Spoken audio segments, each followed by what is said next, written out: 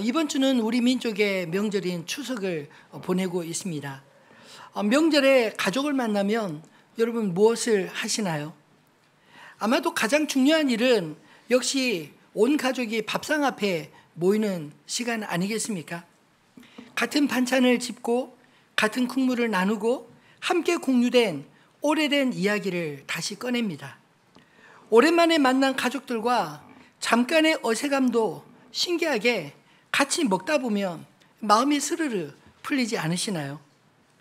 우리는 본능적으로 느낍니다.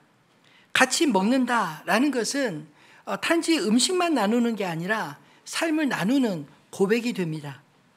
나는 너와 함께 있고 싶다라는 말의 고백이 바로 식탁 위에 올라오는 것.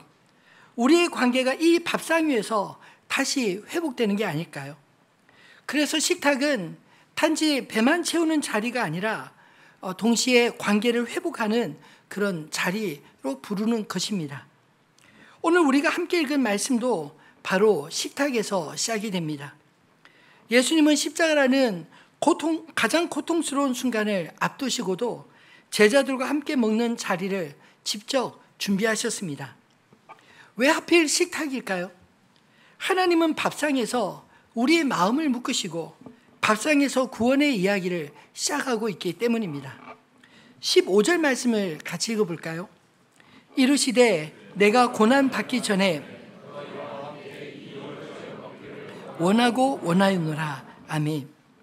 예수님은 제자들과의 유월절 식사를 고난 받기 전에 원하고 원하였다라고 말하고 있지 않나요? 왜입니까? 유월절은 하나님이 자기 백성을 애굽의 노예 상태에서 건져내신 구원의 밥상이기 때문입니다. 유월절 이 패스오버라는 말은 말 그대로 넘어간다라는 의미를 가지고 있습니다.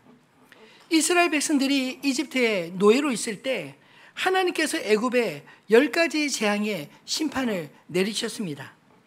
애굽 편에서 보면 재앙이지만 그러나 이스라엘 편에서 보면 구원을 위한 하나님의 심판인 것입니다.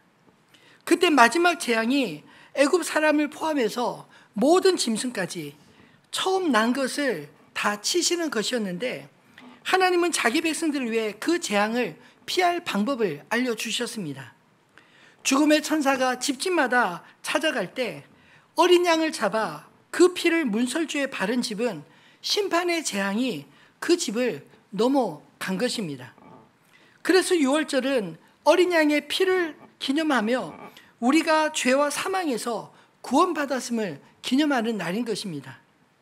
예수님은 바로 그 어린 양의 유월절이 되셔서 유월절의 어린 양이 되셔서 이제 자신의 피로 우리를 영원한 죽음에서 건져내시겠다는 뜻을 이 식탁에 보여주시는 것입니다. 예수님은 바로 그 구원의 식탁에서 자신의 몸과 피로 이루실 새롭고 영원한 구원을 열어 젖히려는 순간이었습니다. 예수님의 이 만찬에는 두 가지 핵심 고백이 담겨져 있습니다. 나는 너희와 함께 있고 싶다 라는 지극한 사랑의 고백과 이제 곧 그 구원을 완성하겠다라는 구원의 선언인 것입니다. 16절 말씀도 같이 읽어볼까요?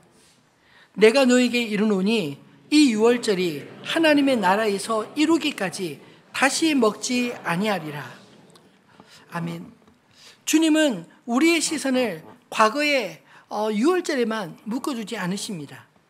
이 식탁은 과거를 되새기는 의식에 멈추지 않고 하나님 나라에서 이루어질 미래를 바라보게 하는 식탁입니다.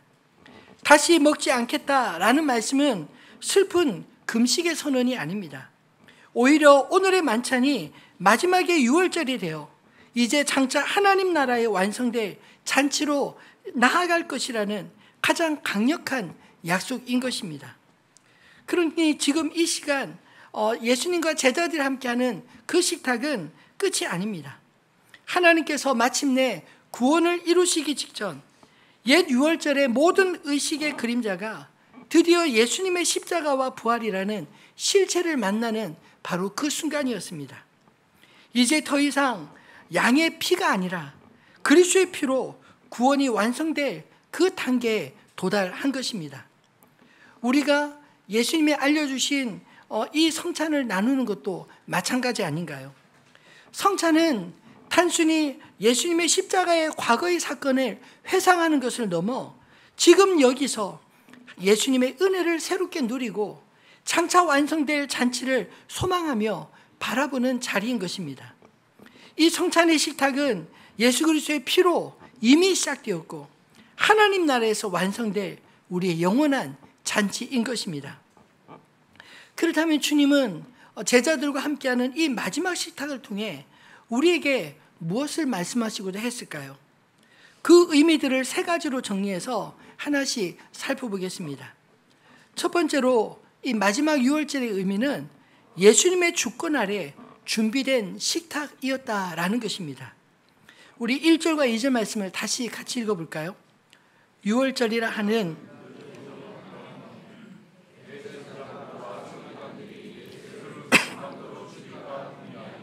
이는 그들이 백성을 두려워함이더라. 아멘. 예수님의 말씀은 유월절이라는 무교절, 곧 가족들이 함께 모여 유월절 식탁을 나누는 바로 명절, 바로 전날이었습니다. 종교 지도자들은 구원을 기억하는 이 유월절을 코앞에 두고 오히려 구원의 주님을 없애려 음모를 꾸미는데 아주 분주하지 않나요? 참으로 아이러니한 일입니다. 더 가슴이 아픈 것은 가장 가까운 제자 가룟 유다에게 사탄이 들어가 배신을 준비했다는 사실입니다. 배신은 멀리 있지 않았습니다. 가장 가까운 곳에 문이 열린 것입니다. 사탄의 유혹은 밖에서부터 찾아오지만 그러나 가룟 유다의 문은 자기 안에서 열리는 것이 아니었겠습니까? 그러나 사랑하는 성도 여러분, 이 혼란스러운 상황 가운데서도 우리가 결코 놓쳐서는 안 될 진리가 있습니다. 잠언 16장 9절 말씀에 사람이 마음으로 자기 길을 계획할지라도 그의 걸음을 인도하시는 이는 여호와이시니라. 비록 사람들은 음모를 꾸미고 심지어 가장 가까운 제자 유다에게 사탄이 들어가 배신을 준비하지만 그러나 여전히 역사의 주인공은 주님이십니다. 그 모든 혼란과 어둠 속에서 하나님은 구원을 이루실 시간을 정확하게 채우시며 그분의 역사를 이끌어 가셨습니다. 어떤 성도가 이렇게 말하는 것을 들었습니다. 그때는 너무나 억울했는데 시간이 지나 보니 그 사건이 아니었으면 저는 여전히 제자리에서 하나님을 모른 척 살았을 거예요. 누군가의 불의와 배신이 삶을 흔들기도 하지만 그 위에 하나님의 더 큰 손이 놓여 있음을 믿으시기 바랍니다. 그때는 억울하고 손해 같아도 시간이 지나 보니 그 사건 속에서 나를 빚어가시는 주님을 만나게 될 때 비로소 우리는 주님이 우리와 함께 하셨음을 느끼지 않으셨나요?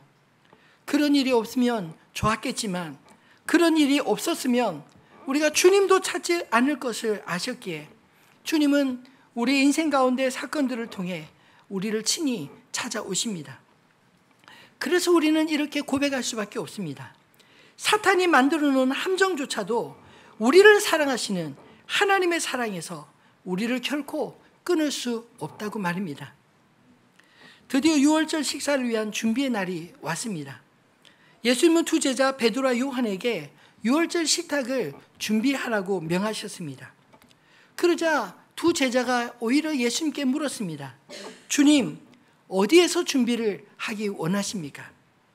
예수님이 예루살렘에 입성하실 때도 예수님이 친히 타실 나귀 새끼를 주님이 친히 예비하시고 제자들을 보내지 않나요? 오늘 이 말씀에도 동일하게 함께 떡을 나눌 그리고 잔을 나눌 그 유월절 잔치 집을 주님이 친히 제자들에게 찾으라고 했는데 제자들은 어디서 찾아야 될지 막막해서 이렇게 물은 것입니다. 그때 예수님은 이렇게 말씀하십니다. 10절로 12절 말씀을 같이 읽어볼까요? 이르시되 보라 너희가 성내로 들어가면 물 한 동이를 가지고 가는 사람을 만나리니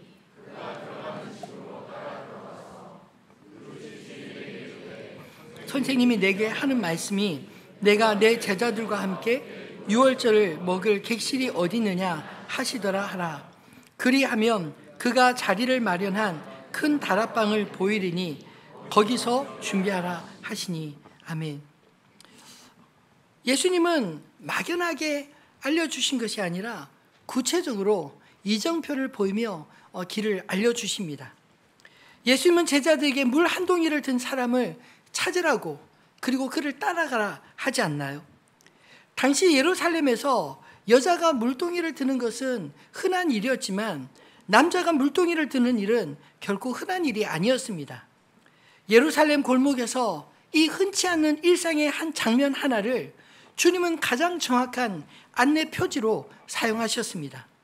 그리고 그를 따라 도착해 보니 어땠나요? 정말 제자들과 함께 유월절 식사 자리가 준비된 큰 다락방을 얻게 되지 않았습니까? 여러분, 이게 정말 우연이었을까요? 아닙니다. 주님이 친히 예비하신 자리였습니다. 유월절을 앞둔 예루살렘은 지금 가룟 유다와 제사장들이 예수님을 죽이려고 음모를 꾸미는 원수의 목전 아닌가요? 그런데 주님은 그 한복판에서 큰 다락방을 예비하시고 제자들을 위해 친히 상을 차려놓으신 것입니다. 이 큰 다락방은 우연이 아니라 주님의 주권적인 준비를 보여주는 장면이었습니다. 13절 말씀에 그들이 나가 그 하신 말씀대로 만나 유월절을 준비하니라. 이 한 줄에 제자들의 신앙의 핵심이 담겨져 있지 않나요? 그 하신 말씀대로 만나. 제자들은 그 말씀을 따라 한 걸음을 내딛었고 정말 그 자리가 그 제자들 앞에 열린 것입니다. 여러분, 답답해 보여도 주님 말씀대로 한 걸음만 내디뎌 보시기를 바랍니다. 그러면 주님이 예비하신 자리로 인도함을 받을 것입니다. 그것이 바로 구원의 식탁이 차려질 자리가 아닐까요? 사랑하는 성도 여러분, 마지막 유월절 식탁은 사람들의 음모와 상관없이 예수님이 친히 준비하신 주의 주권적인 자리였습니다. 우리 인생도 예측 못할 위기 가운데 주님은 조용히 그러나 분명하게 우리를 위한 상을 차리십니다. 우리가 할 수 있는 것은 주의 말씀을 따라 한 걸음 내딛는 것 아닐까요? 그러면 주님은 당신이 차려놓은 식탁에서 우리를 기다려 맞이하실 것입니다. 그 주님과의 만남이 우리를 분명한 변화로 인도해 줄 줄 믿습니다. 그럼 이제 이 유월절 식탁이 어떤 언약을 성취했는지 그 두 번째 의미를 살펴보도록 하겠습니다. 두 번째, 이 마지막 유월절의 의미는 성경의 언약이 성취된 식탁 자리였다는 것입니다. 14절의 말씀에 보면 때가 이르매 예수께서 사도들과 함께 앉으사. 여기서 때가 이르렀다라는 말은 사람들의 일정표가 아니라 하나님이 정하신 구원의 때가 마침내 찾아왔다라는 선언입니다. 그리고 주님은 제자들과 함께 그 식탁에 앉으셨습니다. 구원은 늘 함께 앉는 관계의 자리에서부터 시작이 되는 것입니다. 누구와요? 주님과 함께 앉는 자리입니다. 우리 역시 그 구원의 식탁에 주님의 초대를 받은 자들이 아닌가요? 앞서 말씀드렸듯이 유월절은 원래 하나님이 자기 백성들을 건져내신 그날을 기념하는 식탁입니다. 주님은 바로 이 식탁 위에서 자신의 몸과 피로 세우실 새 구원을 올려놓으려 하셨습니다.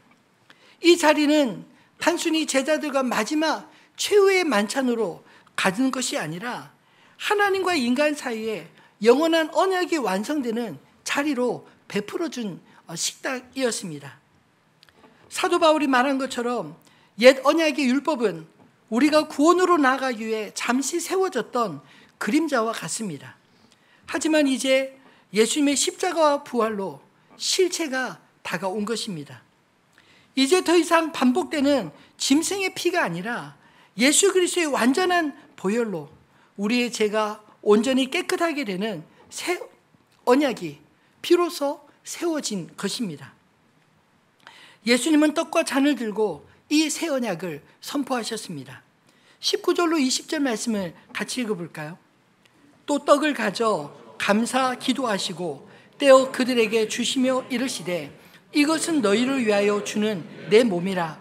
너희가 이를 행하여 나를 기념하라 하시고 저녁 먹은 후에 잔도 그와 같이 하여 이르시되 곧 너희를 위하여 붓는 것이라. 아멘. 오늘 이 새 언약의 말씀 속에 세 단어를 기억하시면 좋겠습니다. 떼어라는 말은 주님이 자신의 몸을 쪼개 나누심으로 우리 모두 한 떡에 참여하는 한 공동체 한 몸이 되었다는 선언입니다. 기념하라 하신 말씀은 단순히 과거를 떠올리는 정도가 아니라 성령 안에서 그 은혜를 지금 이 자리 나의 삶에 적용하며 살라는 부르심입니다. 그리고 너희를 위하여 베푸신 이 식탁은 예수님의 몸과 피로 바로 나를 대신해서 우리를 대신해서 내어주셨다는 것입니다.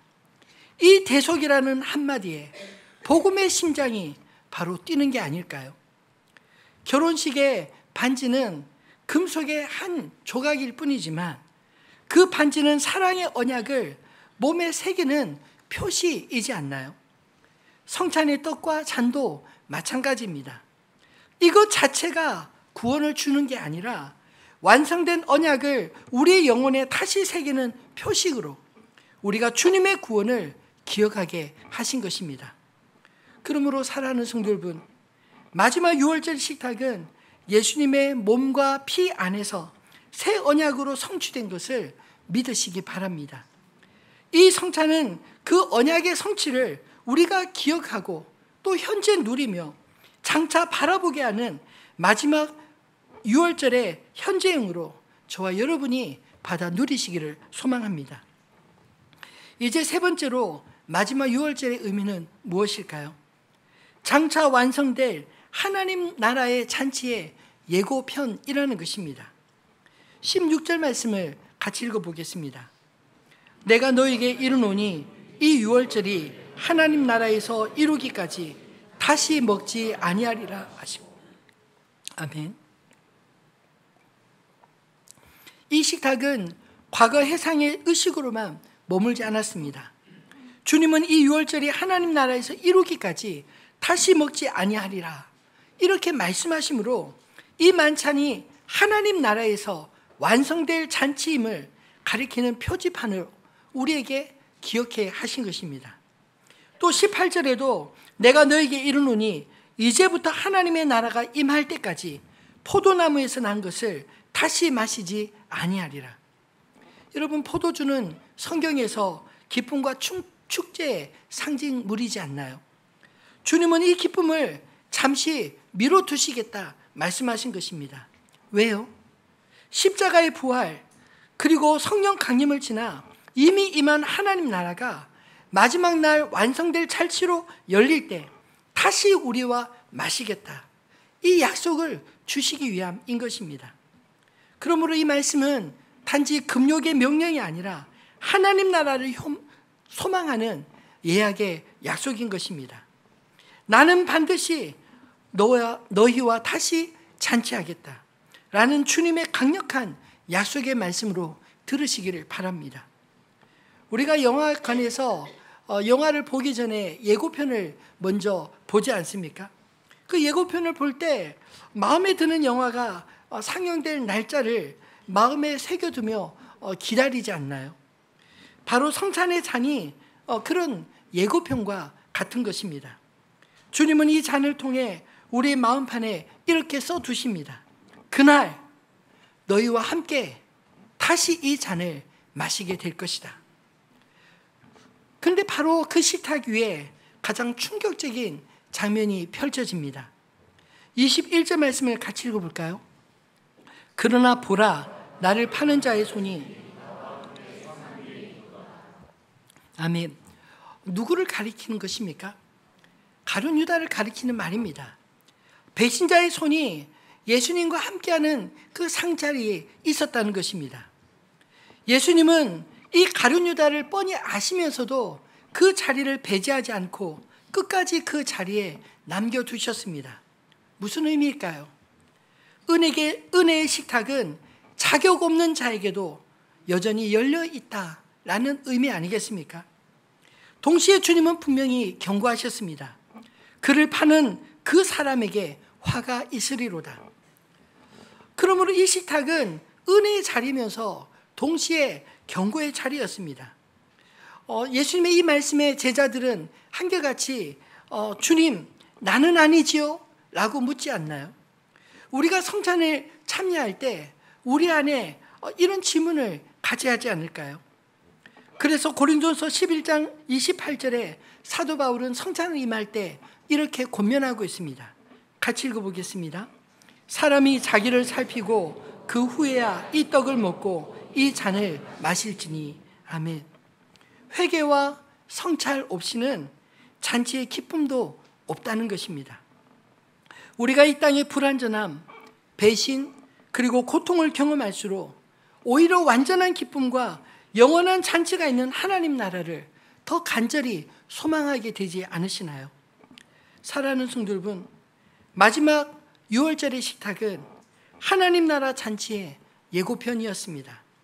우리는 그 예고편을 통해 완성될 잔치에 대한 소망을 품고 지금 여기에서 회개와 자기 성찰로 응답하시기를 우리 주님의 이름으로 축원합니다.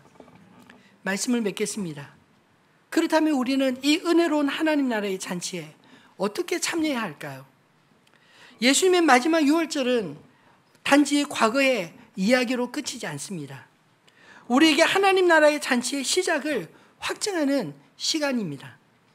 주님은 과거 이야기를 들려주시고 끝내지 않으시고 오히려 너희를 위하여 나의 몸과 피를 내어주셨다 분명히 말씀하고 있지 않나요? 이것은 너희를 위하여 주는 내 몸이라. 이를 행하여 나를 기념하라. 이 잔은 내 피로 세우는 새 언약이니 곧 너희를 위하여 붓는 것이라. 그래서 성찬은 바로 그때의 사건이 아니라 지금 우리에게 주시는 하나님의 초청장인 것입니다. 주님은 오늘도 우리를 당신이 친히 준비하신 식탁으로 부르십니다. 그래서 은혜로 살게 하시고 다시 힘을 얻어 세상으로 파송하십니다. 기억하라라는 말씀은 과거의 회상에서 멈추라는 뜻이 아니라 오늘도 순종으로 이어가라라는 부르심 아닌가요? 그러면 어떻게 우리가 이 땅에서 하나님 나라의 잔치에 참여할 수 있습니까? 감사와 회개 그리고 소망으로 잔치에 참여하시기를 바랍니다. 우리가 잔치에 참여하기 위해 준비할 것은 바로 우리들의 마음입니다. 먼저 감사로 떡을 먹고 회개로 잔을 마셔야 할 줄 압니다. 주여 나는 아니지요? 라고 물으며 자기 마음의 배신과 무관심을 돌이켜야 하지 않을까요? 그리고 소망으로 나아가야 합니다. 주님이 하나님 나라가 임할 때까지 다시 마시지 아니하리라 하신 그날을 바라봐야 하는 것입니다. 이 세 가지 마음이 준비될 때 성찬은 우리에게 더 이상 예고편이 아니라 우리 삶 속에서 본편으로 시작되어질 줄 믿습니다. 다시 말해 하나님의 나라를 우리가 미래로 바라보지만 그러나 이 땅에서도 하나님 나라를 믿음과 소망과 사랑 가운데 참여하게 된다는 것입니다. 우리가 살아가는 공간의 식탁에서도 잔치로 살아내시기 바랍니다. 이 은혜를 누렸다면 우리 일상, 즉 삶의 식탁이 달라져야 하지 않을까요? 먼저 우리의 가정의 식탁이 달라지시기를 원합니다. 이번 주 추석 상에서부터 변화를 시작해 보시면 어떨까요? 한마디 감사의 말 먼저 꺼내시고 한마디 화해의 결단을 하시기 바랍니다. 원수의 목전에서 내게 상을 베푸시고 라는 말씀처럼 때로 긴장된 가족들 가운데서도 주님이 여전히 상을 차려 주시는 분이심을 기억하고 가정 안의 평화를 만들어가야 하지 않을까요? 우리 교회의 식탁도 변화가 있기를 소망합니다. 우리는 많은 사람이 한 떡에 참여함으로 한 몸인이라는 고린도전서 10장 17절의 고백으로 묶여있는 공동체인 것입니다. 그러므로 서로의 부족을 참아주고 예배 후 누군가에게 먼저 안부를 건네는 나눔의 손길이 되어야 하지 않을까요? 그리고 우리의 세상의 식탁도 달라질 수 있기를 소망합니다. 직장과 이웃의 자리에서 우리의 섬김의 한 수를 보여주시면 어떨까요? 갈라진 관계에 커피 한 잔에 평화를 제안하고 약자에게 대해서 말 한마디로 그의 보호막이 되어주시면 좋겠습니다. 마태복음 5장 16절 말씀을 같이 읽어볼까요? 이같이 너희 빛이 사람 앞에 비치게 하여 그들로 너희 착한 행실을 보고 하늘에 계신 너희 아버지께 영광을 돌리게 하라. 아멘. 여러분, 세상의 빛으로 우리는 부름받은 존재입니다. 그 빛이 예수님이 알려주신 대로 너희 착한 행실이란 말하지 않나요? 우리의 가정에서, 우리의 공동체에서, 또 우리의 이웃들 사이에서 여러분 먼저 사랑의 손길을 내어주시면 좋겠습니다. 그렇게 우리의 작은 사랑과 섬김이 곧 이 땅에 하나님 나라의 잔치의 향기가 되어 우리를 통해 골목골목으로 번지게 되지 않을까요? 주님은 분명한 약속의 말씀을 우리에게 남기셨습니다. 내가 너에게 이르노니 이제부터 하나님 나라가 임할 때까지 포도나무에서 난 것을 다시 마시지 아니하리라. 예수님의 제자들과 함께한 이 마지막 유월절, 우리에게 역설적으로 하나님 나라의 잔치의 시작을 알리는 말씀이었습니다. 오늘 우리를 위해 예비하신 그 잔치에 감사로 그리고 회개로 소망으로 기꺼이 들어가시기를 소망합니다. 그래서 주님이 다시 오시 그날 주님이 우리를 위해 준비하신 완성된 잔치에서 주님과 함께 잔치에 참여하는 저와 여러분 되시기를 우리 주님의 이름으로 축원합니다.